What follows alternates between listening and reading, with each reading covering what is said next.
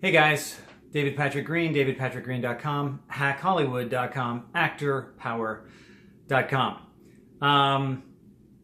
What can I say? You know, I read so much stuff every day, and it's amazing what's out there because I'm working with my private clients, and they're achieving amazing results, and we're not doing any of the stuff that I keep hearing over and over and over. And I see thousands of people signing up for these lists and watching these YouTube videos that have nothing to do with becoming successful. Mainly, really what it doesn't have to do with is getting your power. But anyway, today's topic is how you can raise your star meter on IMDb.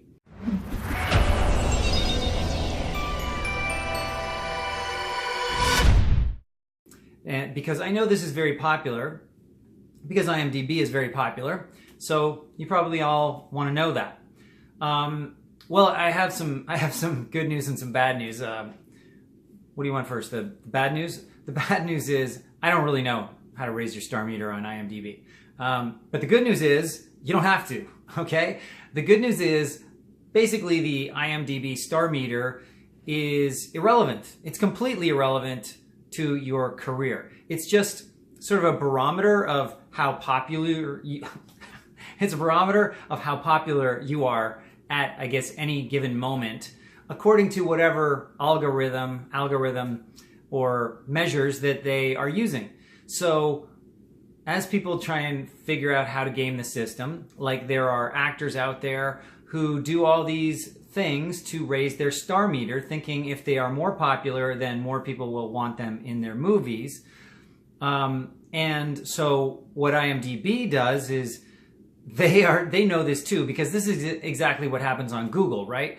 Everybody's trying to raise their profile in the search results on Google because you get more money if you're on the first page. But Google knows that, and so they get smarter and smarter at sniffing out the truth. And so let me tell you a little bit about how Google does it and how to win on Google, and then we'll translate that same strategy to IMDb. So, you know, early on in Google, in the internet, you know, there's a lot of smart people out there trying to figure out how to maximize their standing, make themselves look better, you know, basically get a higher profile because they're selling products, they're selling ads, whatever it is they're doing. They want to be seen first. So you'll click on their website, you'll buy their product, you will use their affiliate link, whatever it is that they happen to be doing. But oftentimes they would use clickbait, right? And you'll see this in news articles. They'll use a really dramatic word like Obama blasts, you know, Putin. And you're like, oh, that sounds exciting. And then you click on the article and basically it says something like, Obama raised his eyebrow when he was with Alexander Putin, but it was actually about something somebody else said, right? And it's just an exaggeration of the truth. Sometimes with clickbait, there's no truth whatsoever. You click on something, you go to where the link is, and it has nothing to do with what it is the link was, but you're there, and people that are sort of setting the clickbait are figuring, well, you got this far, you clicked to our website, so maybe, you know, 1 out of 1,000 people will actually be interested in what it is we have to sell. If it's not just a complete scam and they're not just hacking into your computer as we speak. Remember those old pop-ups? Your computer is infected by viruses. And so many people would click on that. Oh, I need to buy the software. And all they were buying is software that actually burrows further into their computer and steals all their information. So they actually end up paying for something that is stealing their identity. But we're getting a little distracted and I'll forget what it is I'm actually here to talk about. But anyway, so what Google is onto this, right? Google is onto all these people. And so what they have done is they have programmers and mathematicians, and they're analyzing all of the information on the sites that these people link to, and they're figuring out exactly what it is. So if you put something in a link and it says, you know, let's say it says, you know, best French lessons in the world, endorsed by the president of France, okay? So maybe it's a French lesson website, but then they'll also look for an endorsement from the president of France. And if it's not actually there, then Google will discount whatever that site has to say. And so they won't direct traffic to that very easily. And they might actually, you know, put a warning saying this isn't what it's supposed to be, or whatever they do. But basically what they do is they look at every single thing that's on the website and they verify whether it is what it says on the ad, or on, you know, their listing, whatever they're trying to promote, whatever they're saying in their ad or their banner, their blog post, and it links back somewhere. If it's not a perfect match, Google is onto it and they will punish the website by not sending traffic there and not putting it up high in the rankings because it's irrelevant. It's not a match. Okay, so they're getting really, really good at that. Okay, so that really if you just advertise junk or porn or whatever it is, clickbait, stuff that's not really what it says it is, it's going to get very little traffic. Okay, so more and more you have to be able to deliver really rich, relevant content to people, or Google and nobody else is going to want to send you there, because what that does is it makes Google look really bad, right? If you click on a link because it says something, but then where you go isn't what it's supposed to be, then you're going to be mad and you're going to think, well, Google sucks as a search engine. And if Google isn't recognized as an excellent search engine, then they're not going to make money, because all of their goodwill, their goodwill and their equity is built on trust that they're going to deliver the right information at the right time based on search results. Okay, so it's really, really important that they deliver accurate results. Facebook does this. All of the big boys do this now. And so if you are somebody out there and you want to attract viewers, an audience, you want to attract visitors, you've got to have excellent, excellent content. And Google's getting better and better and better at measuring not only whether the content's a match, but also whether it's high value. Like, do they offer a whole course for free when you click there? Or is it like more clickbait when you get to the website? Like, hey, this is really relevant content, but then you have to pay $25. And that's not evident in the link. Okay, so wait, I'll show you where I'm going with this in a second. So as you can see, the purveyors of the internet are getting smarter and smarter at making sure that whatever their visitors are seeing matches what they're clicking on, and that they get really good value, the best value possible, because the better the value is when they click through, the more satisfied they will be with Google. Okay, does that make sense? You follow? Okay, so now let's look at IMDb.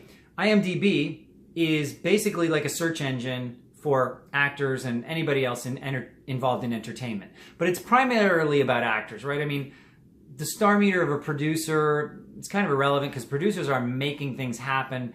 I don't really think that there's that many people that producers are dealing with that go, I wonder what this guy's in the star meter. I guess if he's 8 million and he said he was really successful, then there's going to be a disconnect, which is, again, pretty much exactly the same type of thing that Google is doing. But let's just talk about actors. Okay, so you're an actor, and let's just say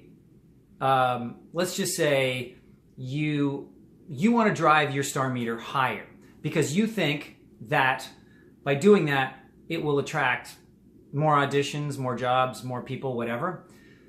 But by the same token that visitors to bad matches on Google searches will be dissatisfied if they click on a link that says one thing and then they go and see something else, that exact same thing happens to actors. When they artificially pump up their IMDb star meter, yeah, you might get more clicks, but you get more dissatisfaction because you've led people to believe that you're something that you're not, okay? The star meter is a reflection of how popular you are, and how popular you are is based on what you have done, what is going on with you, that there is news about you, that somehow you're newsworthy and relevant to the industry. So if you pump up your star meter, and I've known people, I think I know a friend of mine, she got hers up to like, I don't know if it was 2 or 20, okay, something crazy. And I was like, wow, that's amazing. And I was pretty naive when she did it, and I was actually just starting Hack Hollywood. And so I had kind of mixed feelings about this because I wasn't nearly as sophisticated as I am now. Now I would just go, waste of time, which I'm about to get to. So I was like, wow, that's cool. But then I thought, well, great. So you get to number 2. All kinds of people are clicking on you, but what does that do? It doesn't make them want to hire you. It just makes them think somebody else hired you and there's something going on about you. But then when they get there and they see there's nothing, that it's all artificial, it's all basically paying, click farms or whoever it is, paying other actors, your friends to just constantly go to your profile and maybe making comments, I don't know, basically creating a bunch of bullshit about you. It creates dissatisfaction with whoever went there. And so I challenge you to show me that it actually helps you. I think it actually hurts you because it creates that, there's a great term from Canada. They call it lunch bag letdown. It was a great commercial where, kids open up their lunch bags and they're like, ah. And the commercial was, do you suffer from lunch bag letdown? Something about pudding cups or something, right? Jello pudding cups or Del Monte pudding cups. I don't know. But what it does is when you have all this hype around your star meter and you send people to your profile because they think, wow, they're number 2, I gotta go check it out, and there's nothing there, then all of your visitors suffer from massive lunch bag letdown, okay? And you don't want that because not only are they not gonna hire you, but they actually are gonna probably resent you because they probably know there's something going on here.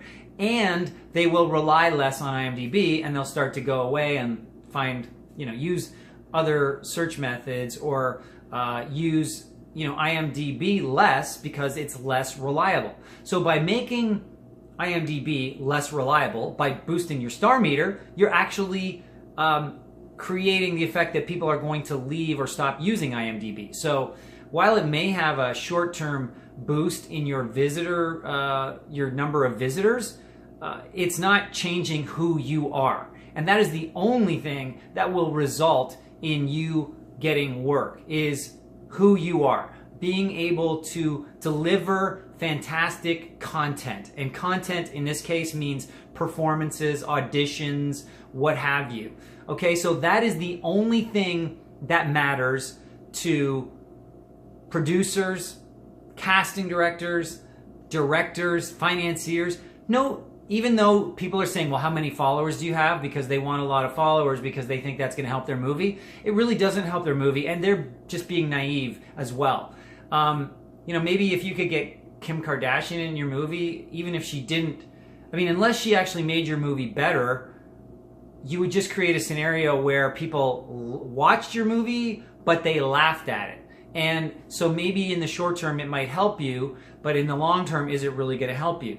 So anything that's an artificial adjustment to something that should be based on facts and merit is in the short term potentially going to help you, but in a very small way. And in the long term, it's going to hurt you and it's going to hurt the vehicle, the site that you are messing with.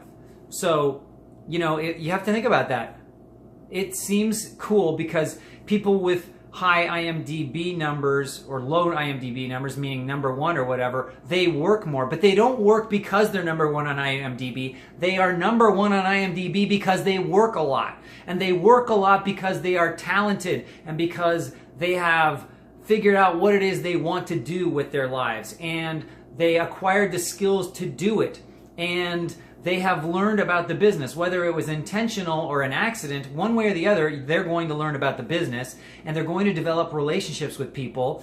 And by some, I don't want to say fluke, but because of some factors that are beyond even their control, like how they look, the state of the world that we're in, what's trending right now, what's politically correct, all of those different factors, those people have been working a lot.